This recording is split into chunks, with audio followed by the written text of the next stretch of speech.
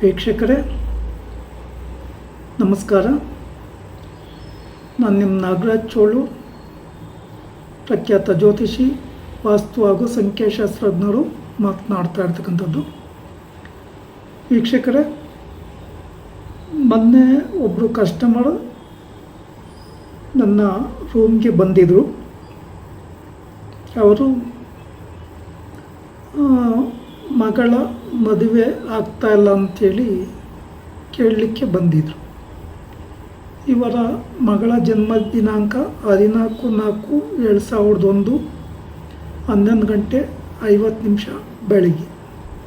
ಮಿಥುನ ಲಗ್ನದಲ್ಲಿ ರಾಹು, ಚಂದ್ರ, ಕುಜ, ಕೇತು ಧನುಸ್ಸು ರಾಶಿಯಲ್ಲಿ ಸ್ಥಿತರಾಗಿದ್ದಾರೆ.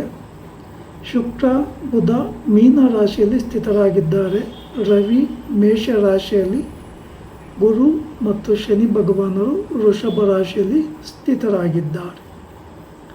ಈಗ ಇವರಿಗೆ ಚಂದ್ರದಶೆ 11/5/2025 ಪ್ರಾರಂಭ ಆಗಿದೆ.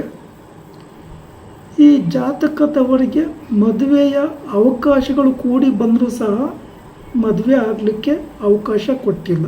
ಯಾಕೆ ಅಂತ ನೋಡಿದಾಗ ಜಾತಕದಲ್ಲಿ ಕಾಲಸರ್ಪ ದೋಷ ಇದೆ. ಕಾಲಸರ್ಪ ದೋಷ ಅಂತಂದರೆ ಪಾದದಿಂದ ತಲೆವರೆಗೂ ವ್ಯಾಪಿಸ್ಕೊಂಡಿದೆ. ಈ ಕಾಲಸರ್ಪ ದೋಷಕ್ಕೆ ಸಂಬಂಧಿಸಿದ ಯಾವುದೇ ಪರಿಹಾರಗಳನ್ನು ಇವರು ಮಾಡಿಕೊಳ್ಳಿಕ್ಕಾಗಿಲ್ಲ. ಸುಬ್ರಹ್ಮಣ್ಯ ಕ್ಷೇತ್ರದಲ್ಲಿ ಸರ್ಪ ಸಂಸ್ಕಾರ, ಶಾಂತಿ ಹೋಮ, ಆಶ್ಲೇಷ ಬಲಿ, ನಾಗಪ್ರತಿಷ್ಠೆ ಮಾಡಿಸ್ಬೇಕಿತ್ತು, ಮಾಡಿಸಿಲ್ಲ. ಈಗಲೂ ಸಹ ಇವರ ಜನ್ಮ ರಾಶಿಗೆ, ಜನ್ಮ ಲಗ್ನಕ್ಕೆ ಎರಡು ರೀತಿಯಲ್ಲೂ ದೋಷ ಇದ್ದರೂ ಸಹ ಪರಿಹಾರ ಮಾಡಿಕೊಂಡಿದೆ.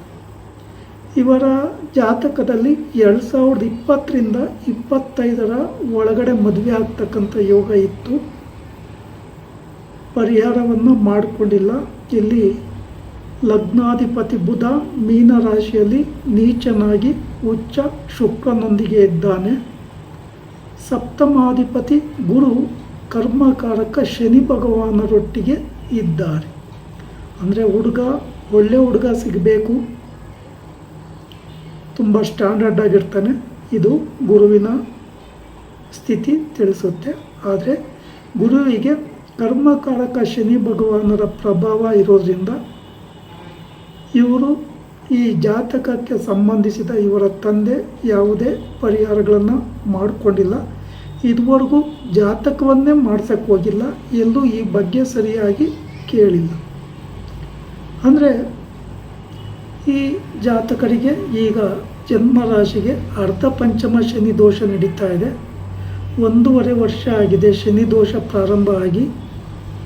ಶನಿ ಭಗವಾನರು ಮೀನ ರಾಶಿಯಲ್ಲಿ ಸ್ಥಿತರಾಗಿ ಸಪ್ತಮ ಭಾವವನ್ನು ನೋಡೋದ್ರಿಂದ ಜಾತಕದಲ್ಲಿ 12ನೇ ಮನೆಯಾದಂಥ ವ್ಯಯಸ್ಥಾನದಲ್ಲಿ ಇರೋದ್ರಿಂದ ಮದುವೆ ಆಗಲಿಕ್ಕೆ ಅವಕಾಶವನ್ನು ಕೊಡ್ತಾ ಇದೆ. ಸಪ್ತಮಾಧಿಪತಿ ಗುರು ಒಟ್ಟಿಗೆ ಶನಿ ಭಗವಾನರು ವ್ಯಯಸ್ಥಾನದಲ್ಲಿರೋದ್ರಿಂದ ಮದುವೆಗೆ ಯಾವಂತಹ ಗಂಡುಗಳು ಬಂದರೂ ಸಹ ಮದುವೆ ಆಗಲಿಕ್ಕೆ ಬಿಡೋದಿಲ್ಲ. ಇವರು ಶನಿ ಭಗವಾನರಿಗೆ ಸಂಬಂಧಿಸಿದ ಪರಿಹಾರಗಳನ್ನು ಶ್ರದ್ಧಾ ಭಕ್ತಿಯಿಂದ ಮಾಡ್ಕೋಬೇಕಿತ್ತು. ಪ್ರಾರಂಭದಲ್ಲೇ ಶನಿ ಭಗವಾನರಿಗೆ ಕಪ್ಪು ಎಳ್ಳಿನ ತುಲಾಭಾರವನ್ನು ಈ ಮಗು 8 ವರ್ಷ ಆಗುವವರೆಗೂ ಕೊಡಬೇಕಿತ್ತು. ಆ ಬಗ್ಗೆ ಯಾರೂ ತಿಳಿಸಿಲ್ಲ. ಸುಬ್ರಹ್ಮಣ್ಯದಲ್ಲಿ ಪೂಜೆ ಕೊಡಿ ಅಂತೇಳಿ ಯಾರೂ ಸಹ ಹೇಳಲಿಲ್ಲ. ಆಕಸ್ಮಿಕವಾಗಿ ನನ್ನನ್ನು ಭೇಟಿಯಾಗಿ ಜಾತಕ ಮಾಡಿಸ್ಕೊತಾರೆ. ಆ ಜಾತಕದಲ್ಲಿ ಕಂಡುಬರ್ತಕ್ಕಂಥ ಸತ್ಯಗಳು, ಮದುವೆಗೆ ಕುಜ ದೋಷ ಸಹ 7ನೇ ಮನೆಯಲ್ಲಿರೋದ್ರಿಂದ ಕುಜ ದೋಷವೂ ಬರ್ತದೆ.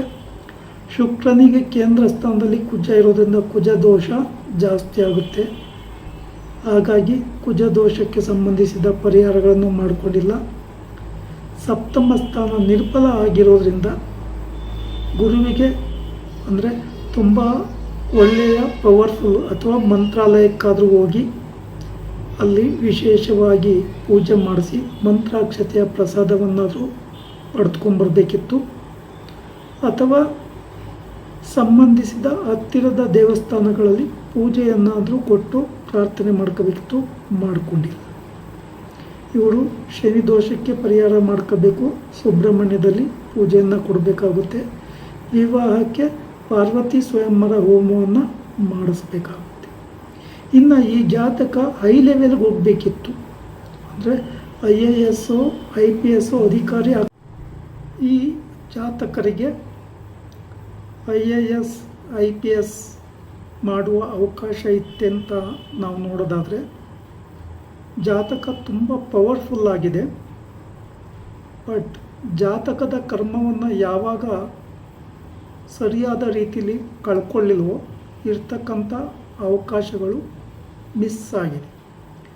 ಶುಕ್ರ ಉಚ್ಚನಾಗಿರೋದ್ರಿಂದ ಮಾಳವ್ಯ ಯೋಗ, ಶ್ರೀಮಂತ ಮನೆತನದಲ್ಲಿ ಇರ್ತಕ್ಕಂಥದ್ದು, ಮನೆ ವಾಹನಾದಿ ಯೋಗಗಳನ್ನು ಪಡ್ಕೊತಕ್ಕಂಥ ಯೋಗಗಳು ತುಂಬ ಬಲವಾಗಿದೆ.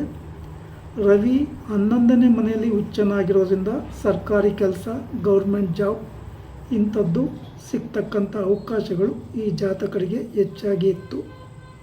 ಹಾಗೆ ಈ ಜಾತಕದಲ್ಲಿ ಕುಜ ಕೇಂದ್ರ ಸ್ಥಾನದಲ್ಲಿರೋದ್ರಿಂದ ನೇರ ಸ್ವಭಾವ, ನೇರ ವ್ಯಕ್ತಿತ್ವ ಇನ್ನೂ ಮುಂತಾದಂಥ ಒಳ್ಳೆಯ ಅವಕಾಶಗಳಿತ್ತು. ಬಟ್ ಇದರ ವಿಚಾರವನ್ನು ಸರಿಯಾಗಿ ಪರಿಹಾರ ಮಾಡಿಕೊಂಡೇ ಸಮಸ್ಯೆಗಳನ್ನು ತಂದುಕೊಟ್ಟಿದ್ದಾರೆ. ಈ ಜಾತಕ ಮಾಡಿಕೊಟ್ಟಾದಮೇಲೆ ಇವರಿಗೆ ಸೂಕ್ತ ಸಲಹೆ, ಮಾರ್ಗದರ್ಶನವನ್ನು ತಿಳಿಸಿರ್ತೇನೆ. ಈ ವಿಡಿಯೋ ಇಷ್ಟ ಆದರೆ ಲೈಕ್ ಮಾಡಿ, ಶೇರ್ ಮಾಡಿ, ಫಾಲೋ ಮಾಡಿ. ನಮಸ್ಕಾರ.